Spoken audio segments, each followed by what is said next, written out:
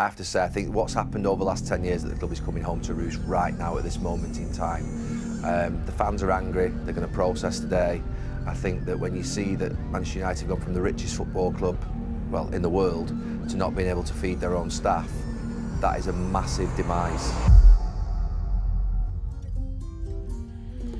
Amigo, s'il y a bien un club dont la chute ne me fait pas sourire, c'est bien Manchester United. Je ne suis pas supporter de ce club, mais dans ma vie de passionné de football, United m'a profondément marqué. Dans les années 2000, c'était le summum du cool, du prestige, un club avec une identité forte et une volonté de gagner intarissable. Un coach légendaire, des joueurs iconiques qui en plus d'être talentueux, mouillaient le maillot comme personne. Mais aujourd'hui, plus de 20 ans après, le club est en lambeaux. 13e de Première Ligue à 7 points du 10e Bournemouth au moment où j'écris cette vidéo, 12 ans sans gagner le moindre titre de champion, la chute est vertigineuse et elle est due en grande partie à un cheval.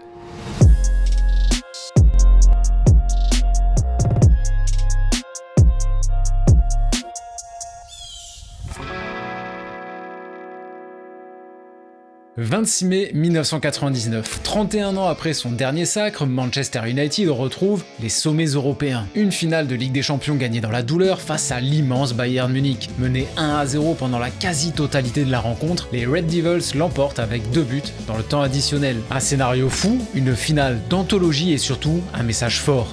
Manchester est de retour. Et si ce club du nord de l'Angleterre a déchaîné les passions à travers le monde, c'est parce qu'il a réussi en réalisant tous les fantasmes du supporter. Un véritable projet bâti sur la durée, comme ta meilleure partie de Football Manager, un effectif monté à la perfection avec une identité forte. Paul Scholes, Nicky Butt, Gary et Phil Neville sont non seulement formés au club, mais sont tous natifs du coin. Ryan Giggs est gallois, mais vit dans la région depuis ses 6 ans. Seul David Beckham fait office d'étranger dans cette génération puisqu'il est de Londres mais est un immense fan de United. C'est la célèbre classe of 92. En termes d'identification pour les supporters, on fait difficilement mieux. Et c'était la première demande d'Alex Ferguson à son arrivée, avoir un scouting et un centre de formation ultra performant pour pouvoir bâtir une vraie équipe sur la durée. L'amour du maillot était une condition sine qua non pour Ferguson, il fallait se battre pour ce maillot. Et pareil pour les recrues, chaque profil est étudié à la perfection d'un point de vue technique bien sûr, mais aussi d'un point de vue mental. Il veut des affamés, des bonhommes qui seraient prêts à vendre leur âme au diable pour ne pas perdre un match. Et quand il trouve le joueur remplissant toutes les cases, il n'hésite pas à investir très fort. Roy Keane, Andy Cole, Jaap Stam, Dwight York signent tous pour des montants très élevés pour cette époque. Il faut se rendre compte, pour signer Dwight York d'Aston Villa, United a dû payer 12,6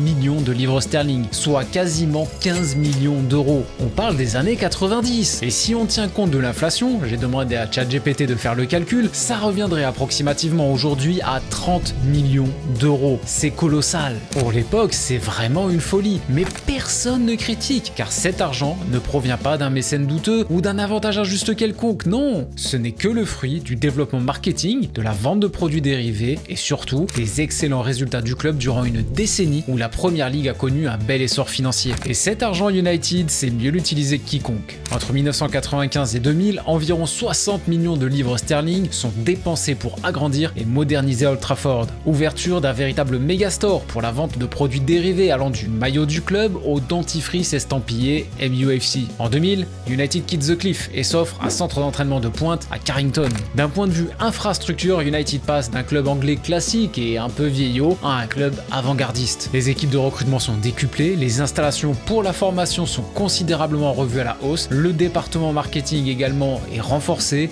bref, le nec plus ultra à tous les niveaux. Le triplé coupe, championnat, Ligue des Champions de 99 représente la quintessence d'un club de football. C'est la réussite d'un homme, d'un club qui ont compris tous les paramètres du football sur et en dehors du terrain. Tu rajoutes à ça l'effervescence culturelle de l'Angleterre à cette époque, avec les groupes de rock comme Oasis, Blur, des films et séries comme Trainspotting ou The Office, l'avènement des boys bands et des girls bands, et particulièrement des Spice Girls, véritables stars planétaires avec notamment Victoria, qui deviendra plus tard la femme du crack de Manchester United, David Beckham. La hype de l'Angleterre est maximale et United fait intégralement partie de cette vitrine. Arriver au sommet, c'est dur, mais y rester sur la durée l'est encore plus. D'autant que si on revoit la finale de 99 et qu'on oublie un peu l'aspect émotionnel de la victoire, on se rend compte qu'au niveau du jeu, ce n'est pas la folie. Il y a du talent individuel, de l'intensité, de la volonté, mais tactiquement, ça reste assez classique pour une équipe anglaise de l'époque, et ça, Sir Alex le sait pertinemment. Pour attaquer ce nouveau siècle et assumer ce nouveau statut international, il faut des idées neuves, notamment d'un point de vue tactique, et aussi au niveau du profil des joueurs, et il faut s'internationaliser, que ce soit dans le staff avec l'arrivée de Carlos Queiroz en tant qu'adjoint pour la partie tactique, ou dans l'effectif avec l'arrivée de joueurs étrangers comme Diego Forlán, Fabien Barthez, Juan Sebastián Veron ou encore Ruud van Nistelrooy, et un peu plus tard, un certain Cristiano Ronaldo. Le recrutement est simple, on cherche de véritables diamants bruts que Ferguson peut finir de modeler en top player. Mais là où Ferguson gère parfaitement son coup, c'est qu'il y a toujours des joueurs comme Scholes, Giggs ou Neville pour encadrer ces pépites. Et il continue également d'acheter les meilleurs talents anglais, comme Rio Ferdinand, Michael Carrick ou encore Wayne Rooney, pour que cette équipe garde son identité. En vrai, ce n'est pas une révolution, c'est juste la continuité logique du projet précédent avec plus d'argent à disposition, plus d'exigences, mais surtout une parfaite compréhension des exigences du football moderne. Alors attention, le jeu reste quand même bien anglais dans le style, bien direct, avec beaucoup d'agressivité, du jeu long, des transitions dévastatrices, mais aussi plus d'intelligence dans le jeu désormais, plus de qualité technique pour gérer les temps faibles et travailler les blocs bas, et plus d'imprévisibilité aussi, la puissance de Rooney et la magie, la vitesse de Ronaldo, deux phénomènes repérés très jeunes qui ont eu une confiance totale de la part de leur coach. Je me souviens encore d'une embrouille entre Ronaldo et Van Nistelrooy, quand le néerlandais avait passé un savon à Ronaldo à la fin d'une rencontre parce qu'il driblait trop et qu'il ne voulait pas lâcher le ballon. Le match suivant, Ronaldo se met à jouer comme un ailier bien classique, débordement, centre automatique pour Van Nistelrooy. Ah, Ruud est content, pas Ferguson. Nouveau savon pour Ronaldo, mais cette fois de la part de Fergie, qui lui ordonne de vite se remettre à jouer son jeu habituel. Bref, tout est parfaitement géré par Sir Alex, aucune phase de transition entre les deux décennies, malgré le départ un peu houleux de David Beckham, puis celui de Van Nistelrooy, les flops de Veron, Kleberson ou Djemba Djemba. Évidemment, de toute façon, on ne peut pas réussir tout le temps, tous les coups, c'est impossible dans le football, mais ça marche globalement. Manchester United reste un monstre de performance et amasse les titres durant toute la décennie. Pourtant, la première ligue monte sacrément en puissance à cette époque. La concurrence, bordel, le Arsenal de Wenger et Henry, les nouveaux riches, Chelsea avec Mourinho, Lampard et Drogba, le Liverpool de Benitez, Gerrard et Fernando Torres. Et pourtant, United ravage tout sur son passage. Même quand cette équipe fléchit, elle finit par trouver la solution. Au courage, dans les derniers instants, c'est le légendaire Fergie Time. Mais là où Manchester est encore plus fort à cette époque, c'est au niveau marketing. Dans un monde qui se globalise de plus en plus, dans un football de plus en plus tourné vers le business, United assume pleinement le fait d'être une entreprise, je dirais même une multinationale. Edward Friedman, grand homme du développement merchandising du club dans les années 90, avait pour mission, je cite, convertir les supporters de Manchester United en véritables clients. Et on ne parle pas uniquement des locaux, dans le monde entier. 1992, sortie du premier numéro de Manchester United Magazine, vendu dans plus de 25 pays et traduit dans la langue du pays concerné à chaque fois. C'est un carton, c'est littéralement le magazine sportif au plus gros tirage et c'est aussi le mieux vendu dans tout le Royaume-Uni. 1998, le club va encore plus loin et lance carrément sa propre chaîne de télé, MUTV. Ça paraît banal aujourd'hui, mais à l'époque, c'est une révolution. Et dans les années 2000, la chaîne va vraiment mettre le paquet sur le déploiement à l'international et particulièrement en Asie, où les clubs anglais sont très populaire. En 2001, il va encore plus loin, il n'hésite pas à capitaliser à fond sur l'image de David Beckham et multiplie les tournées en Asie, où il est considéré comme un demi-dieu pour son jeu et pour sa beauté. Chaque match amical remplit les stades à ras-bord, les maillots sont vendus directement sur place et partent tous, sans exception. Interviews et sessions d'autographes payantes s'enchaînent et de cette surmédiatisation en Asie, les droits TV explosent et les opportunités de sponsoring pleuvent. 2006, c'est le jackpot. L'assureur américain AIG cherche à gagner une visibilité mondiale et voit à United la vitrine parfaite. AIG mettra plus de 56,5 millions de livres sterling sur la table pour apparaître sur le maillot rouge. Contrat record. Pourtant, Samsung avait mis la barre très haute en offrant 50 millions de livres à Chelsea peu de temps auparavant. On dit souvent que le business détruit le football, mais ce United nous prouve que ce raccourci est faux. S'il est bien mené, le business nourrit le sportif. Mais quand la cupidité prend le pas sur l'ambition sportive, là, c'est le drame. 2 mars 2003, les Red Devils affrontent le rival Liverpool en finale de Coupe de la Ligue. Mais ce soir, la machine est enrayée. Steven Gerrard et Michael Owen ont sorti l'artillerie lourde et remportent le trophée avec une victoire nette et sans bavure, 2-0. Mais c'est loin d'être le plus grand drame qu'a connu United ce jour-là. Malcolm Glazer, un homme d'affaires américain et propriétaire des Tampa Bay Buccaneers en NFL, s'offre 2,9% des parts de Manchester United pour 11 millions de dollars. Le loup est dans la bergerie, mais à cette époque, la news ne fait pas grand bruit car la part reste anecdotique. 8 mois plus tard, là ça commence à grincer des dents. La participation de la famille Glazer à travers sa holding Red Football passe à 15%. Là, on commence à sentir que le pire pourrait éventuellement se produire. Une vente à des Américains qui ne connaissent rien en matière de football, ça pue. Et le pire arrivera en mai 2005, et c'est franchement lunaire. Jusqu'à présent, les Glazers se heurtaient à un mur dans leur nouvelle proposition de rachat, mais une embrouille entre Sir Alex Ferguson et 2 actionnaires du club, JP McManus et John Magnier, va complètement changer la donne. Les 3 bonhommes sont de grands fans de course hippique et détiennent en copropriété un bel étalon du nom de Rock of Gibraltar. Du moins, c'est ce que Ferguson croit, donc il réclame une part des revenus générés par les activités de reproduction du fameux cheval. Magnier et McManus qui gèrent le cheval refusent, affirmant qu'il n'y a qu'un accord sur les gains des courses, pas sur les revenus de reproduction. Ferguson n'en reste pas là et leur intente une action en justice.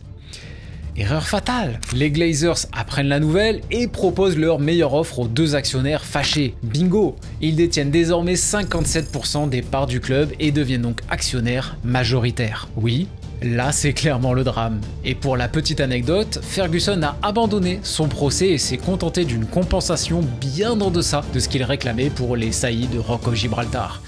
Vraiment pas son meilleur move. À partir de là, United est dans la merde jusqu'au cou et les fans l'ont très vite compris. Dès le mois de février, les protestations contre ce rachat s'intensifient. Si lors de la finale de la FA Cup 2005, les supporters portent du noir, ce n'est pas pour matcher la tenue iconique que les joueurs portent ce soir-là, mais pour enterrer le club si cher à leur cœur après cette terrible nouvelle. Et comme les mauvaises nouvelles n'arrivent jamais seules, United s'inclinera au tir au but dans cette finale face à Arsenal. Le 29 juin suivant, les Glazers passent à 98% de participation, le contrôle est total. Et le pire, c'est que les Glazers n'ont même pas acheté le club avec leur argent. Ils n'en avaient même pas les moyens. Non, ce qu'ils ont fait, c'est qu'ils ont contracté des emprunts à travers leur holding Red Football, et dès que Red Football avait assez de parts pour prendre le contrôle du club, ils ont contracté un nouvel emprunt colossal, 660 millions de livres sterling, mais cet argent ne sert pas au club, non, il sert littéralement à rembourser le rachat aux frais du club, puisque Red Football a pu faire remonter sa dette dans les comptes de Manchester United. C'est complètement tordu, c'est diabolique,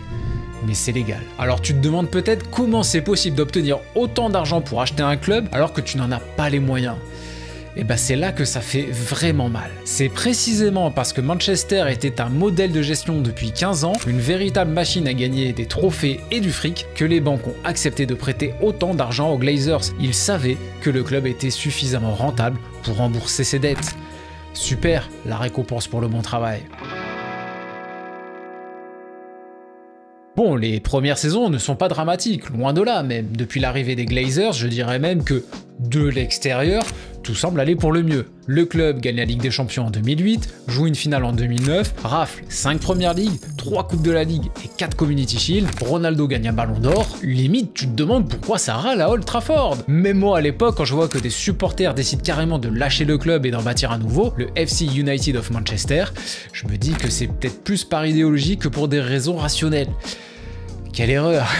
J'étais jeune, hein, faut m'excuser. Si United maintient encore ses standards à ce moment-là, c'est uniquement grâce à l'immense Ferguson. Malgré le fait de devoir composer avec des dirigeants qui n'ont aucune connaissance en matière de football, ni même aucun réel intérêt pour ce sport, il parvient à rester au sommet du football européen. Vraiment, cet homme est le GOAT. On ne se rend pas compte à quel point il était brillant. Mais quand l'Écossais décide de mettre fin à sa carrière, c'est terminé. Retraite de Ferguson, mai 2013, dernier titre de champion de Manchester United, mai 2013. Inutile d'en dire plus, je pense. Après ça, David Moyes arrive. Bon, c'est pas sexy, mais les meilleurs coachs n'étaient pas dispo à ce moment-là, et c'est un choix de Ferguson. Très bien. Mais on a l'immense Paul Scholes qui prend sa retraite également. On a Nani qui est en situation d'échec. Evra à 33 ans. Ferdinand 35. Vidic 32. Giggs 40. Fletcher, le très sous-coté Darren Fletcher 30 ans. Carrick 32 ans. Van Persie 30 ans. Et pour préparer la suite, on ne peut même pas compter sur l'historique directeur général David Gill qui vient de quitter le club lui aussi. Le club est sur une fin de cycle assez évidente. Et la seule recrue du premier mercato du nouveau directeur général Ed Woodward, c'est Marwan Fellaini. Imagine, tout l'été on te promet Fabregas, Kroos, Leighton Baines, Gareth Bale, et tu te retrouves à la fin avec ce bon vieux Fellaini. C'est pas un mauvais joueur, mais quand même, sacrée douche froide. En même temps, ce n'est pas son boulot à Woodward. Lui, de base, il est banquier d'investissement. Lui, il est là pour faire du pognon. Un 4-4-2 pour lui, c'est juste un taux d'intérêt beaucoup trop élevé. La gestion du cas Pogba est particulièrement significative. De base, c'est une idée de Woodward, car en plus de son talent, il sait que commercialement, Pogba fait une tête d'affiche de rêve. Pour attirer les sponsors, Pogba et ses 60 millions de followers sur Insta, tu fais difficilement mieux. Moi, avec mes 200 000 abonnés sur YouTube, je fais pitié à côté. N'hésite pas à t'abonner, amigo. Mourinho valide le profil, il l'a vu à la Juve comme tout le monde, il est persuadé de son talent comme tout le monde, peut-être même un peu trop, puisque très vite, il est déçu de son rendement, persuadé qu'il a les qualités pour être un milieu capable d'exceller en tout, Pogba 2018, et pas un 8-10 qui peut s'amuser à la baballe en prenant trop de risques et en ne faisant pas toujours les efforts défensifs. Et quand les relations se tendent entre Pogba et Mourinho, c'est à Woodward normalement de régler le conflit, et il sait que Mourinho a raison de remettre l'investissement de Pogba en question. Mais il laisse faire, car lui ne veut pas assumer un flop à 105 millions d'euros. Il ne veut pas perdre sa poule aux œufs d'or non plus, car même si Pogba n'est pas au top sportivement, médiatiquement il reste un des joueurs les plus bankable de la planète. Donc Pogba doit rester jusqu'à ce que son transfert soit rentabilisé. C'est tout ce qui importe. Et puis surtout, se séparer d'un Pogba encore valorisé à 100 millions d'euros, ça revient à dévaluer le club de 100 millions d'euros. Va faire accepter ça aux Glazers. Woodward fait exactement avec Pogba ce que les Glazers font avec United. Tant que ça rapporte de l'argent, tout va bien. Et pour rapporter de l'argent, ça on peut pas lui enlever, il est très fort Ed Woodward, puisque même avec un United en perdition, il parvient toujours à décrocher des contrats de sponsoring record. Chevrolet en 2014, 559 millions d'euros, Adidas en 2015, 940 millions d'euros.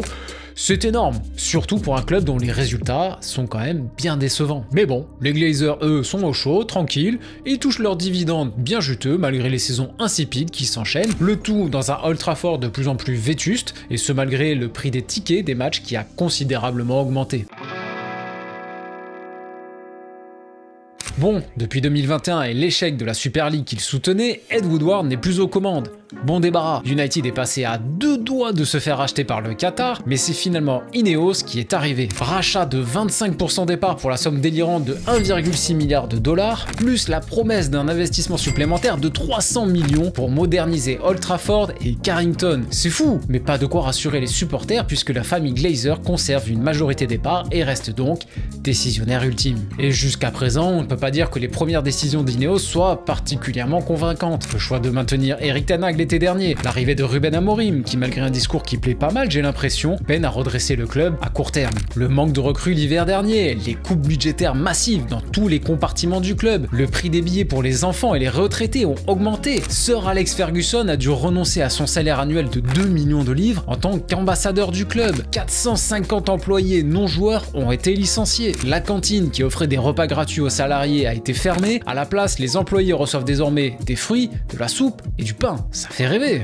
Bref, on l'a compris, United est toujours aux mains d'un businessman en quête de rentabilité ou du moins de bonne santé financière. Jim Ratcliffe, le boss d'Ineos et supporter du club, je ne pense pas qu'il ait une vision aussi cynique que celle des Glazers et de Woodward. Mais c'est aussi quelqu'un qui sort d'échecs financiers et sportifs retentissants du côté de Nice, à mon grand désarroi, et de Lausanne, les autres clubs de la galaxie Ineos. Aujourd'hui, il prône désormais des modèles de croissance long terme et sains, ce qui actuellement est, je pense, ce dont Manchester United a besoin pour se relancer, quitte à souffrir encore quelques temps. Mais reste à savoir si après, il sera prêt à accélérer les investissements une fois cette cure d'austérité achevée pour réellement retrouver les sommets, s'il sera capable de faire les bons choix.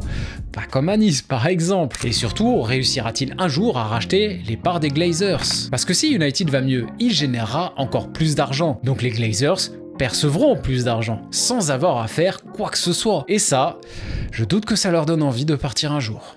Voilà amigo, ce sera tout pour aujourd'hui. J'espère que cette vidéo te permet de mieux comprendre ce qui se passe du côté de Manchester United. C'est vrai qu'on peut se demander comment c'est possible d'être aussi peu performant ces dernières années alors qu'il y a quand même de beaux noms qui arrivent quasiment chaque année. Ça va plus loin que le simple cadre sportif. Mais on peut s'attarder un petit peu plus sur le sportif si tu veux. Si c'est le cas, pense bien à me le dire dans les commentaires et je peux te proposer un mercato idéal pour la saison prochaine. N'oublie pas de mettre un petit pouce bleu et abonne-toi avant de partir. Moi je te dis à la semaine prochaine. Ciao ciao!